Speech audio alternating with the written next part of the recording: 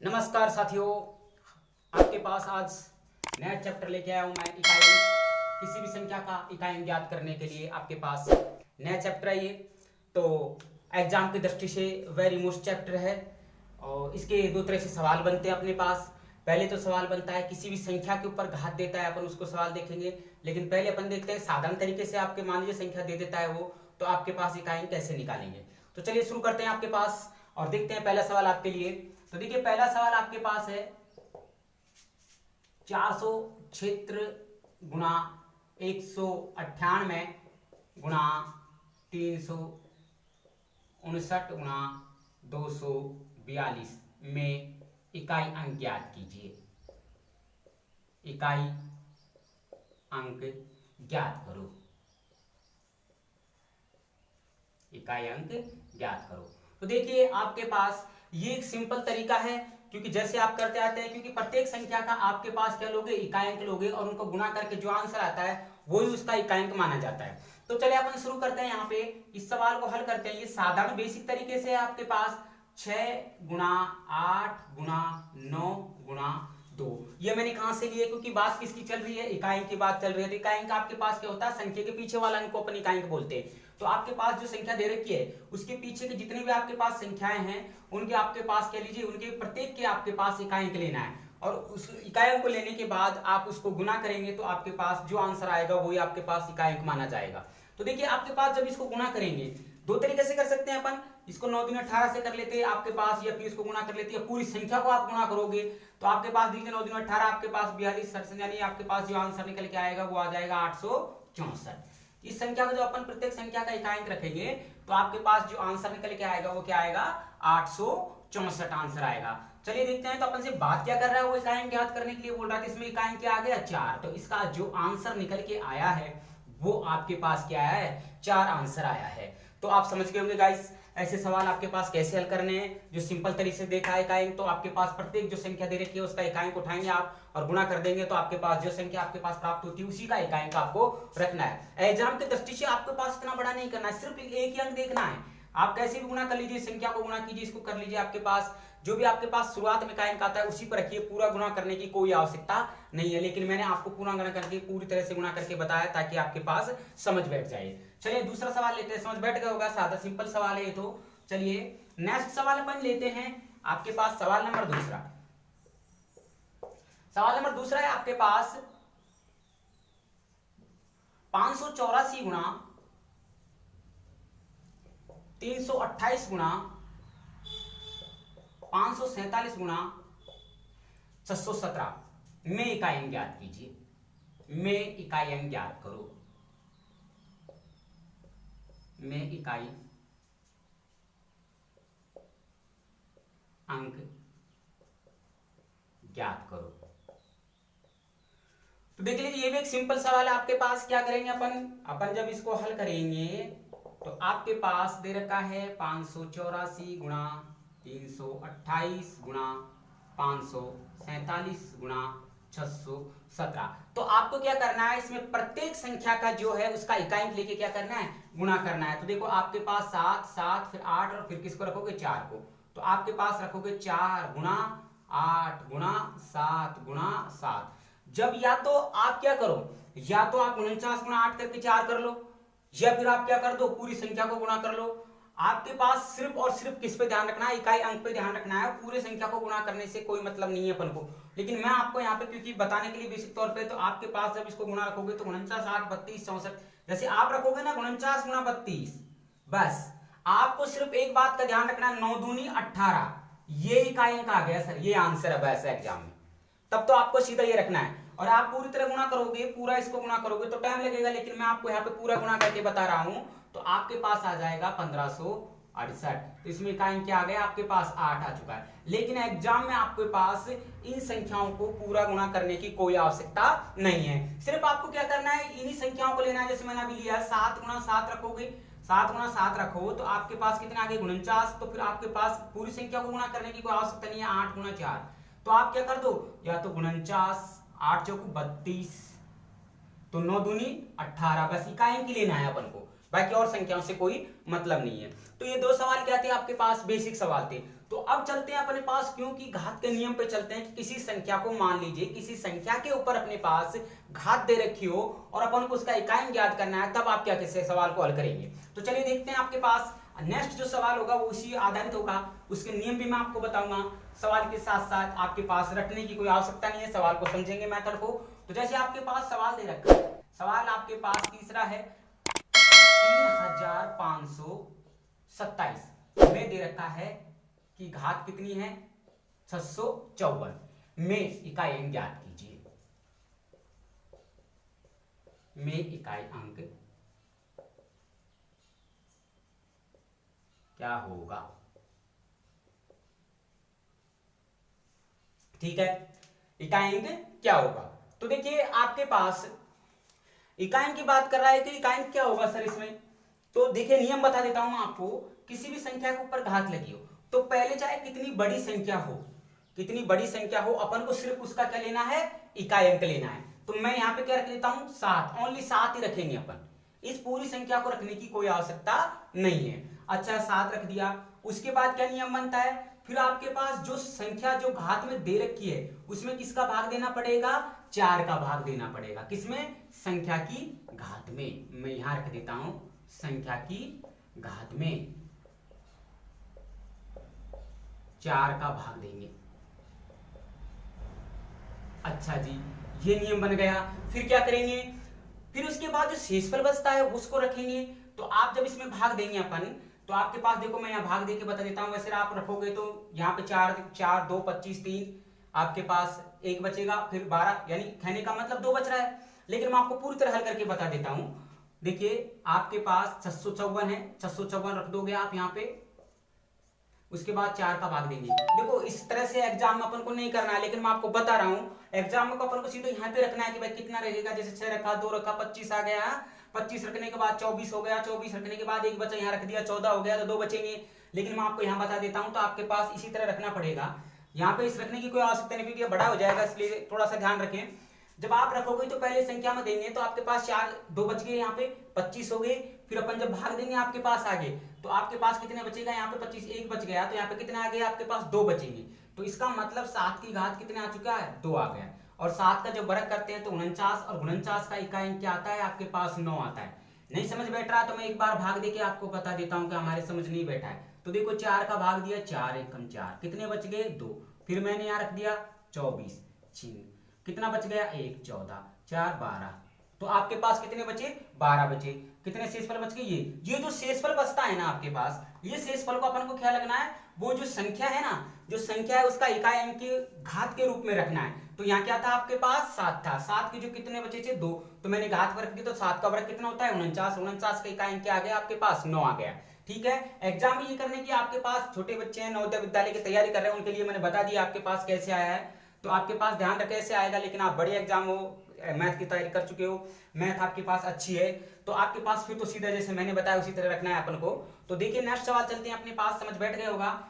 अच्छा जी, इसमें एक और प्रॉब्लम होती है कि मान लीजिए सर आपके पास घात यहाँ पे 0 आ जाता तो क्या करते हम, इसकी घात 0 आ जाता तो अपन क्या करते, तो देखो उसमें एक नियम बनता है, यदि किसी संख्या की घात पे 0 आए तो आपके पास उस घात पे क्या रखना है, उस घात पे आपके पास 4 लगा देना है। कब, जब संख्या की घात पे आपके पास 0 आए तब उस संख्या के ऊपर अपन को क्या लगा देना है, घात के रूप में 4 लगा देना है। यहाँ x का मतलब है कोई संख्या आपके पास कोई भी हो, लेकिन हल करने पर यदि आपके पास 0 आता है तो उसकी आपके पास क्या लगा देना है, उस 0 की जगह आपको पास घात 4 लगा देना है। उसके बाद उसको हल करने के बाद जो आंसर आता है वही आपके पास आंसर रहेगा। वेरी मोस्ट चैप्टर बता रहा हूं सर, ये पे ध्यान रखना, आपके पास किसी भी संख्या के ऊपर यदि घात 0 आ जाती है तो उसका मान कितना माना जाता है, उस संख्या की हमेशा घात 4 मानी जाती है।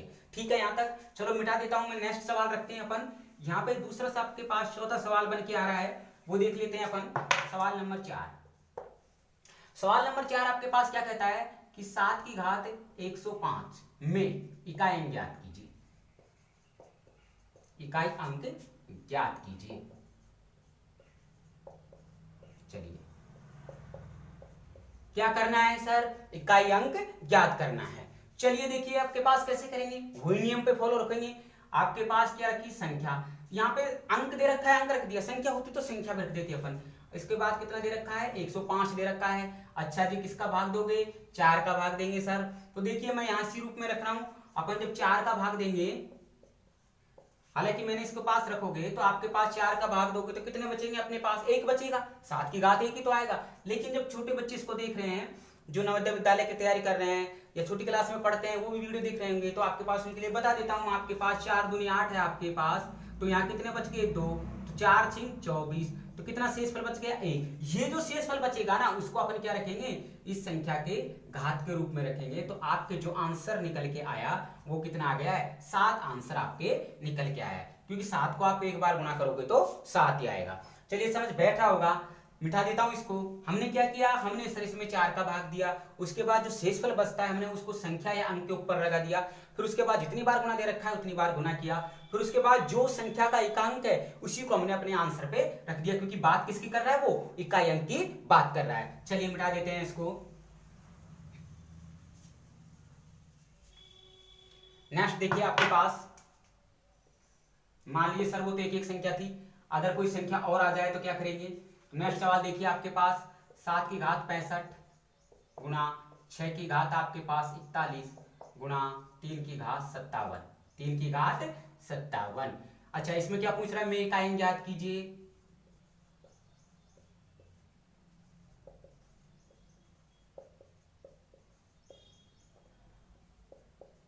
में इकाई अंक ज्ञात करो। चलिए देखते हैं अपने पास 65 में किसका भाग देना है, 4 का देना है। चलिए फिर क्या करना है, 6 में की घात कितनी 41, किसका भाग दोगे, 4 का देना है। फिर उसके बाद 3 की घात कितना है 57, किसका भाग दोगे, 4 का। बोलिए यहाँ पे अपने भाग देंगे तो कितना शेषफल बचेगा, 1। कैसा बचा सर, देखिए मैं बता दे रहा हूँ, फिर समझा रहा हूँ आपको। 4 में भाग दिया, 6 में देंगे तो 2 बचेगा, 2 यहाँ पे रख दिया, 25, तो 25 6 4 6 24, तो 1 की तो शेषफल बचेगा अपने पास, मैंने यहाँ लगा दिया। बोलो 6 में देंगे आपके पास 41 में 4 का भाग देंगे तो कितने बचेगा, 4 बाई 40, 1 बच गया शेषफल। उसके बाद आपके पास किसमें रखेंगे अपन, 57 में 4 का भाग देंगे, तो 57 में आप 4 का भाग देंगे, तो देखिए मैं यहाँ पे भाग देके देता हूँ, 57 है, 4 का भाग देंगे तो आपके पास 4 एकम 4 कितनी बार गया, एक बार, यहाँ 16, तो आपके पास कितना बच गया, 1 बच गया। तो अपन से शेषफल से आ सकता है, तो मैंने यहाँ पे कितना रख दिया है, 1 रख दिया है। तो देखिए आपके पास सिर्फ इकाई, अपने पास लेना क्या था, इकाई अंक लेना था। मिटा देता हूं इसको, ये समझाने के लिए था आपके पास। चलिए अब यहाँ पे लेकर आपके पास क्या करोगे, अपन जब इसको गुणा करेंगे तो आपके पास कितने आ गए, यहाँ पे 7 6 42, और 42 गुना कितना करोगे, 3 करोगे। तो पूरी संख्या को रखने की कोई आवश्यकता नहीं है, अपन को 3 6 कितना आ गया, यहाँ पे इकाई अंक आ गया 12। लेकिन अपने पास तो सिर्फ क्या रह सकता है आपके पास, और सिर्फ इकाई अंक चाहिए था, तो इकाई अंक आ गया 6। पूरे सवाल को हल करने की कोई आवश्यकता नहीं है, सिर्फ इकाई अंक आपके पास पहुंचने के बाद आंसर आपके पास निकल के आ जाएगा। तो समझ बैठा होगा आपके पास क्या किया, मैंने प्रत्येक संख्या की घात में 4 का भाग दिया, जो शेषफल बचता है मैंने रख दिया, फिर उसके बाद प्रत्येक संख्या को मैंने गुणा कर दिया। तो यहाँ पे 4 42 गुणा कितना किया आपके पास, 3 कर दिया, तो कितने आपके पास 126। लेकिन बात किसकी हो रही, इकाई की, यहाँ रखने की इसकी कोई आवश्यकता नहीं थी, अपने को तो एग्जाम में जो पूछता है इकाई की पूछेगा, लेकिन मैंने पूरा तरह से आपको हल करके समझा दिया। मिटा दो इसको। चलिए सर ये ले लिया, तो एक और सवाल ले लेते हैं अपन। चलिए एक सवाल और रख लेते हैं अपन, यहाँ पे रखते हैं 3 की घात 61 गुणा 6 की घात 43 गुणा 7 की घात 82 में इकाई अंक ज्ञात कीजिए। तो देखिए 3 की घात 61 में किसका भाग दोगे, 4 का। 6 की घात 43 में किसका भाग दोगे, 4 का। और 7 की घात 82 में किसका भाग दोगे, 4 का। यहाँ मैंने भाग दिया, आपके पास कितना बचा, यहाँ मैंने भाग दिया, आपके पास कितना बचा, 1 बचा सर, क्योंकि 4 दूनी आपके पास 4 4 2 21, 21 में 1 देंगे, 4 का देंगे 25 आपके पास, सॉरी 4 5 20, 1 बचेगा। सवाल को समझा दिया मैंने आपके पास भाग देके, तो अब यही रूप में करना पड़ेगा अपन को, है ना। समझाने के लिए मैं फिर रख देता हूँ, देख लीजिए 4 एकम 4 आपके पास, 2 बच गए, 4 पंजो 20, कितना बचा, 1 बचा। तो मैं फिर समझा दे रहा हूँ आपको। अब यहाँ पे देख लीजिए आपके पास कितने बचेंगे, यहाँ पे आपके पास 3 बचेंगे। 3 कैसे बचे भाई, 4 बाई 40 होता है, कितने 43 है, तो 3 ही तो बचेंगे शेषफल, और शेषफल की तो बात हो रही है अपने पास। यहाँ पे 4 में 82 में 4 का भाग देंगे तो कितना शेषफल बचेंगे, तो देख लीजिए आप 42 में 4 का भाग देंगे तो आपके पास 2 शेषफल बच रहा है कि नहीं। 2 शेषफल बच रहा है, तो मैंने यहाँ पे 2 लगा दिया। यहाँ तक ठीक है। मैंने अब गुणा कर दिया इसको 3 गुणा, बोलिए 6 का घन कितना होता है? 6 का होता है 216, 216। उसके बाद वर्ग कितना आता है आपके पास? वर्ग आता है 7 का 49। तो इतनी बड़ी संख्या को रखने का कोई आवश्यकता नहीं है अपने पास, तो सिर्फ क्या लेना है? संख्याओं का इकाई अंक लेना है। तो मैं यहाँ पे रखता हूं 3, इकाई अंक क्या आ गया? 216 का 6, और उसके बाद आपके पास कितना आ गया? 9। तो आपके पास कितना रखोगे? 54, 9 छिक्की 54, और 54 गुणा कितना करोगे आप? 3 करोगे, तो आपके पास 12 का दुआ हासिल किए आपके पास 15 एक 16। जो आंसर आपके पास निकल के आया वो कितना आ गया? आपके पास 162 आंसर आ चुका है। तो इसका इकाई क्या आ गया? इसका इकाई का आपके जो निकल के आया वो 2 आ चुका है। ठीक है, समझ बैठ रहा होगा यहाँ तक आपके पास? अब तो समझ बैठ गया होगा कि इकाई कैसे निकालते हैं किसी भी संख्या का। किसी भी संख्या का घात पे किसका भाग देते हैं वो भी पता लग गया होगा। अगर मान ली किसी संख्या की घात आपके पास भाग देने पर उसका शेषफल 0 बचे, तो उसके लिए क्या करना पड़ेगा? ये मैंने बता दिया। कुछ आपके पास उस संख्या के घात कितने लगानी पड़ेगी? 4 लगानी पड़ेगी। तो बेसिक कंसेप्ट मैंने आपको बता चुके हैं। चलिए सर कुछ प्लस माइनस के हो जाए सवाल, तो मैं देखिए यहाँ पे प्लस माइनस के सवाल रखते हैं। मिटा देता हूँ इसको। बहुत अच्छा सवाल है ये, एग्जाम में आया हुआ सवाल है, वही बताने जा रहा हूँ आपको। तो देखिए 17 की घात आपके पास कितना है? -1999 प्लस 11 की घात कितनी है? 1999 माइनस 7 की घात कितनी है? के इकाई अंक।